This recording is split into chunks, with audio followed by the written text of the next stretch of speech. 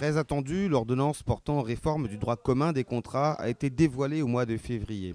Au total, pas moins de 300 articles du Code civil seront modifiés. Les changements concerneront uniquement les contrats signés à partir du 1er octobre 2016, en dehors de quelques exceptions prévues par le texte. Ainsi, le législateur entend moderniser et simplifier le droit et les procédures. Il s'agit notamment d'intégrer des pratiques déjà entérinées par la jurisprudence, comme l'imprévision des contrats. Mais pas seulement. L'action interrogatoire, l'une des grandes nouveautés de la réforme, s'appliquera déjà aux contrats existants.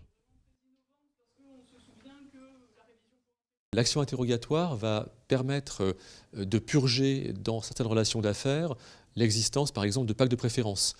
Une entreprise qui voudra acheter un bien pourra interroger un tiers pour lui demander si oui ou non, par écrit, il dispose d'un droit de préférence et s'il entend l'exercer et donc acheter ce bien avant même d'avancer dans les négociations.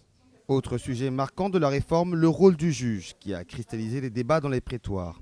Trop inquisitoire, trop interventionniste, son rôle s'avère, selon les spécialistes, plutôt équilibré.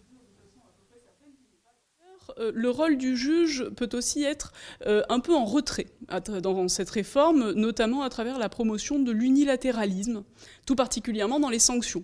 C'est-à-dire que les co-contractants, de plus en plus, peuvent faire seuls, sans le juge, pour sortir du contrat ou pour sanctionner leurs co-contractants. Je pense notamment à la réduction du prix par simple notification, ou encore à la résolution unilatérale, toujours par notification, ou enfin même par l'exception d'inexécution anticipée, là encore, sans laisser la place au juge.